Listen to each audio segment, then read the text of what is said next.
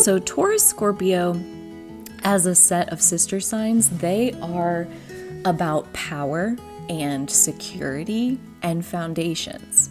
And when you think about that dynamic, Taurus is the physical side of it in the earth realm and the physical senses.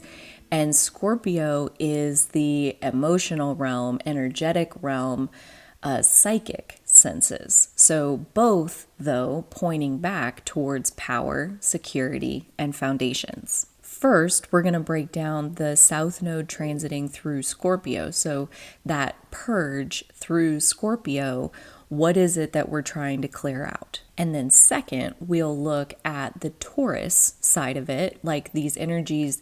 The North Node is going through Taurus, so what energies are we trying to build? And as we build in that area, it helps to balance and help us transcend the lessons that we're having on the Scorpio end. So that basically breaks down to, if your Scorpio experience is really difficult over the life of this transit, we need more building happening in the Taurus end. So that means practicing what we're going to talk about in the Taurus part of this video. So then at the end, we'll kind of tie it all back together. So the first thing I want to talk about with Scorpio and Taurus, all sister signs are the same modality. So modalities are mutable, cardinal, and fixed. Scorpio and Taurus are fixed signs. And that is the easiest one to understand. It's exactly what it sounds like. They are fixed energy. So what that means on the Scorpio side is that they hang on emotionally. Their emotions tend to be in kind of a fixed place. Like once that Scorpio energy is wounded, it lasts for a really long time. Again, because Scorpio is not really great at letting go. And that is kind of the whole point of a South Node transit through any sign, is to let go. And when we have South Node through Scorpio, we're wanting to specifically let go of karma around hurts that happened in the past. So pain that was in the past. And if you're like me and using reincarnation for your model, it's like those pains that we are still very much suffering from happened in past lifetimes. Like not even here with you in this lifetime. Like there are things that I'm afraid of and that I'm like so insecure about, and like that's never actually happened to me in this lifetime, and yet it feels like it has. And I'm like, I know that those are the kinds of things that, like, yeah, you were burned in a past lifetime bad, and now you have this fear that's left over. And South Node through Scorpio, that purge is about purging our fears, purging old pain. That the beauty of Scorpio is that it plays its part in the water family. The water family specifically serves us in our healing and regeneration. So each element has its own function, and water is about healing ourselves and others. And Scorpio's role in the water family is about experiencing and looking at and analyzing the full range of human emotion.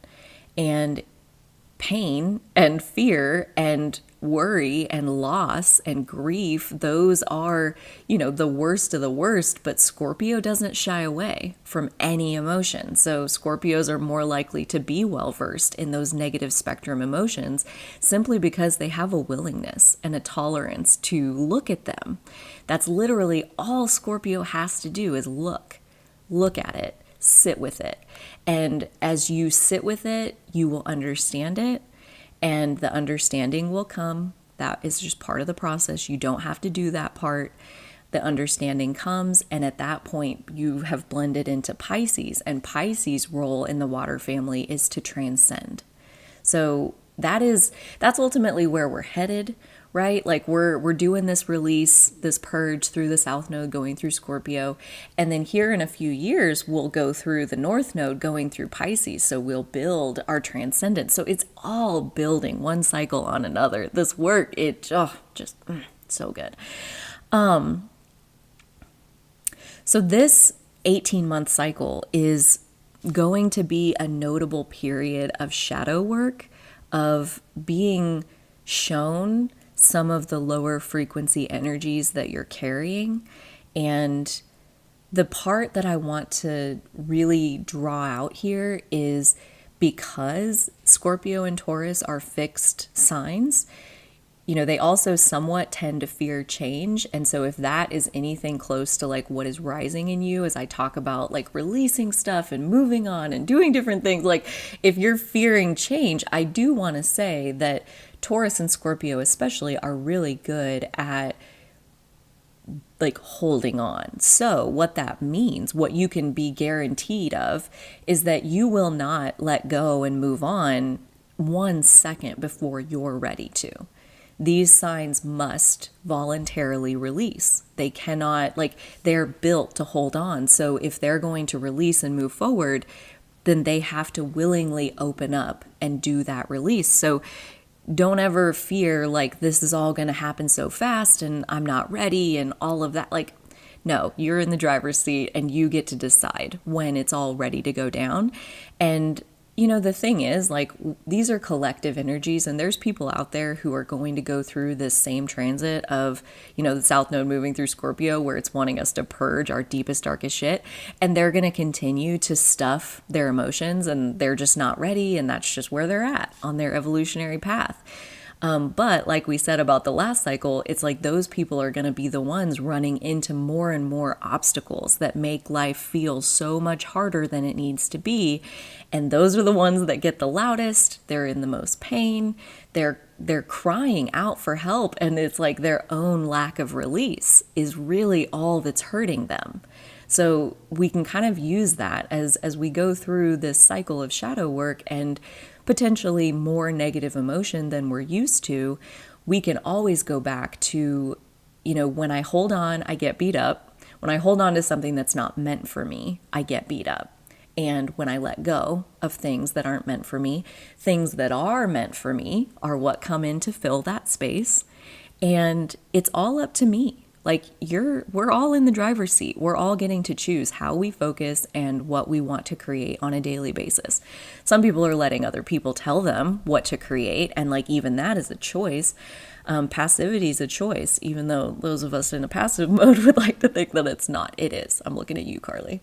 Okay, so this again is where it's helpful to have some knowledge about the cycle we're coming out of, because South Node through Sagittarius loosened us up in our belief systems to release and kind of do a purge around anything that was given to us in early childhood or in a past life that is not in alignment with our authentic selves. This has been a time of purging through our belief systems. And the thing is, like we talked about, like those purges, while it sounds like it's an internal structure type thing, like, oh, it's not going to play out in the physical world, it has to. And so that's where we are right now, is based on your belief system, your sense of power develops. So if you believe that your parents are like in control, then you also, by extension, come to the conclusion that they are more powerful than you. So someday when you believe that they're not in control, or you don't want them to be in control anymore, this is just an example. There's so many different examples. When you're ready to not have them be in control anymore, it's happening because of a belief structure shift. But then in reality, you have to take it one step further to reallocate power, because now your beliefs are different. So that part of the process doesn't happen during Sagittarius. That's just the belief structure update. Now the South Node moves into Scorpio, where the updates now are in our power structure and how we feel our power, how we feel other people's power, how we experience those power dynamics throughout our life, in all areas of our life, really. And we'll get more into this later, but you can look more at like how this is going to play out in your chart by finding where Taurus and Scorpio fall in your chart. So then you can understand, like, do you have other planets there? What houses are we in? We can start to personalize it that way, but we'll get more into a whole section on that here later in the video. So anytime we're going to talk about power, especially on the Scorpio end, this is emotional power. This is our internal sense of our ability to assert our authentic selves out into the world. That's my own personal definition of power. So lower frequencies of power of Scorpio energy, they can manifest like two ways. One is overpowering other people to where you become a tyrant and you force people to comply with you. Otherwise, you're impossible to be around. That's one way that we can abuse our power for reasons that we're going to get into here in a second. The second way is that we give every ounce of our power away. We let other people have power over us by asking their opinion, letting them make our decisions for us. Maybe we didn't even ask. Maybe they just said, "Oh my gosh, like your butt looks awful in those jeans." And you maybe just got done thinking like, "Damn, I look good today." And then you go and change your pants because they said it looks bad. So all of that is kind of like in this realm of when you have a low frequency of Scorpio, we really don't know until we get into it, like which side of the coin are you going to fall on? And chances are, if you have heavy Scorpio energy in your chart, you probably attract a lot of power struggle type experiences into your world, and you probably land on both sides. It's like there are times where you feel powerless, you feel like you're not able to be your real self because somebody else is more powerful than you. And then there are other times when because of that, because you now have all of your powers like bottled up and like repressed, now you're also exploding onto, shit runs downhill. So you're beating up the kids, you're kicking your dog, like you're taking it out on things that you perceive to be less powerful than yourself. And really all of it's the same. All of it is a low frequency of Scorpio. Some other ways, some keywords for the lowest frequencies of Scorpio: fear, emotional manipulation, control, living in survival mode, lack of intimacy, projecting deep pain onto others instead of facing it yourself.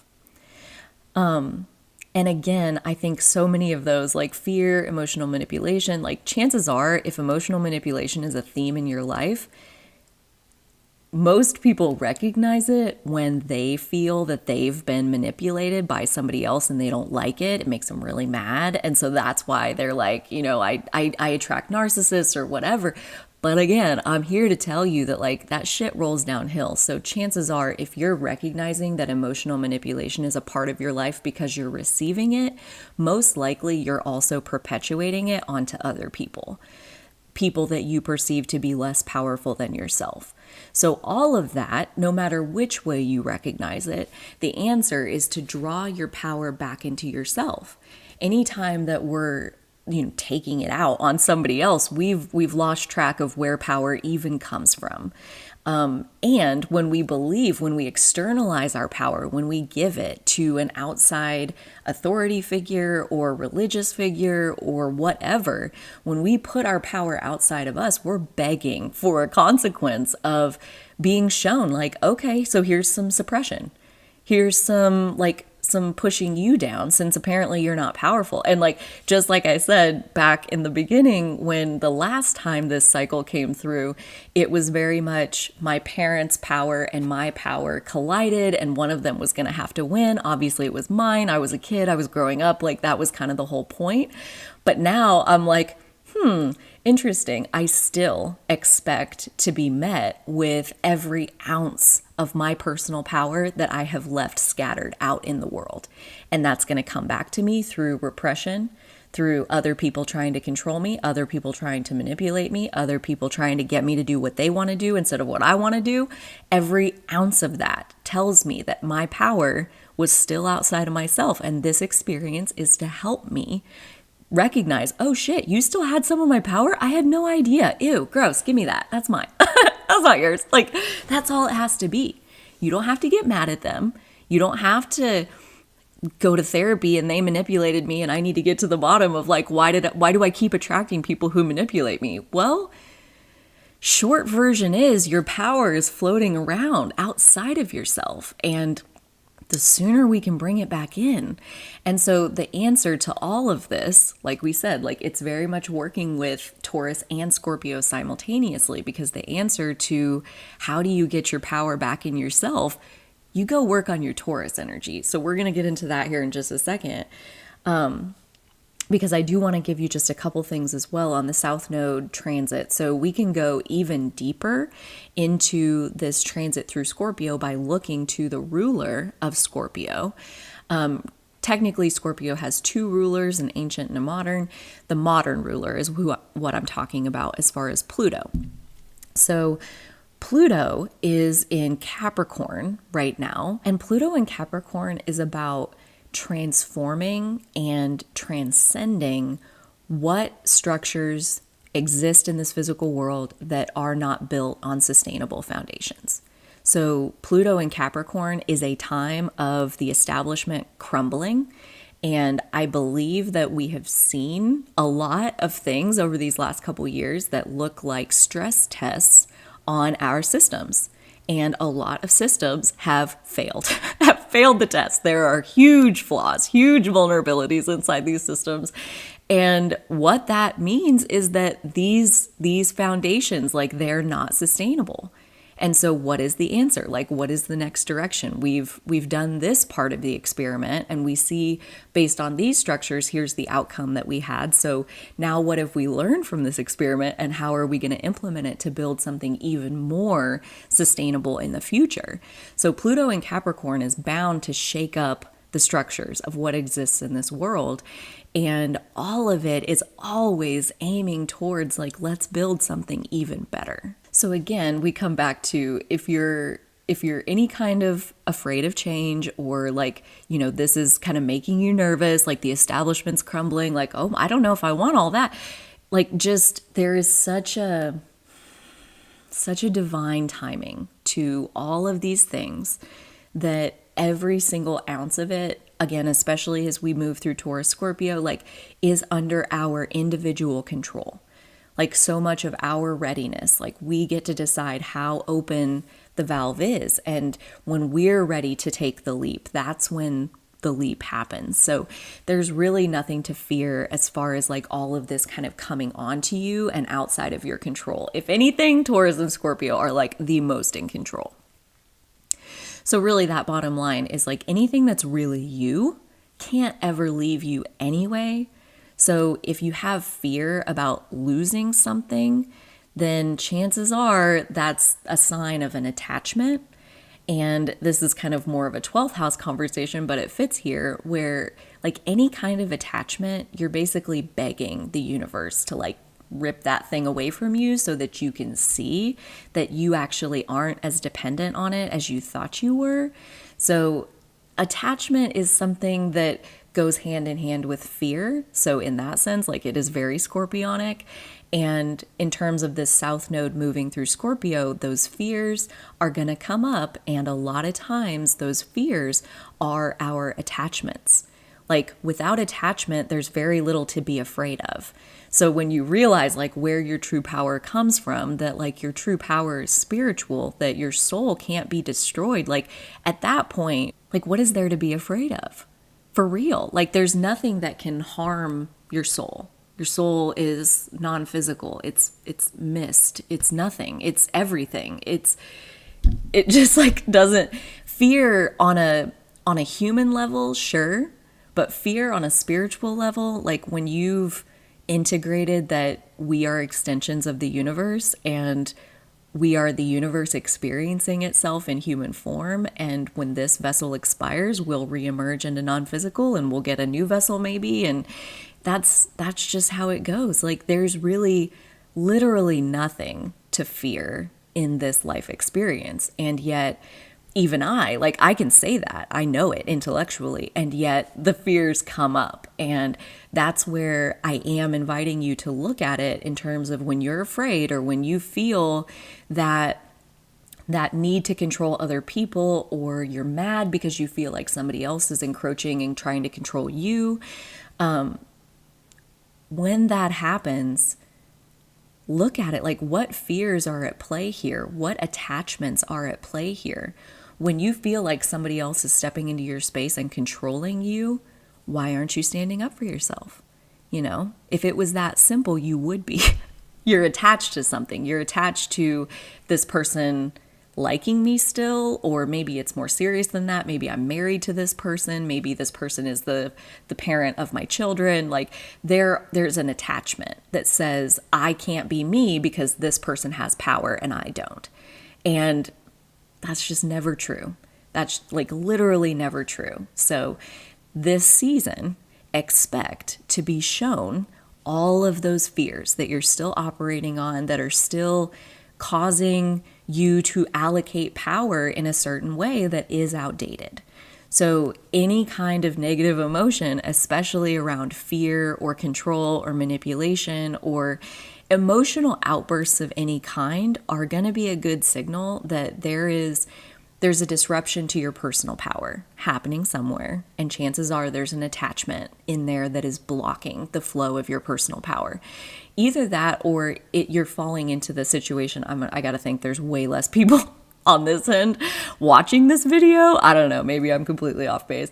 But if you're falling into the situation where you find you're finding yourself needing to control other people, where like you're manipulating them and you're just taking advantage of people that you know are less powerful than you.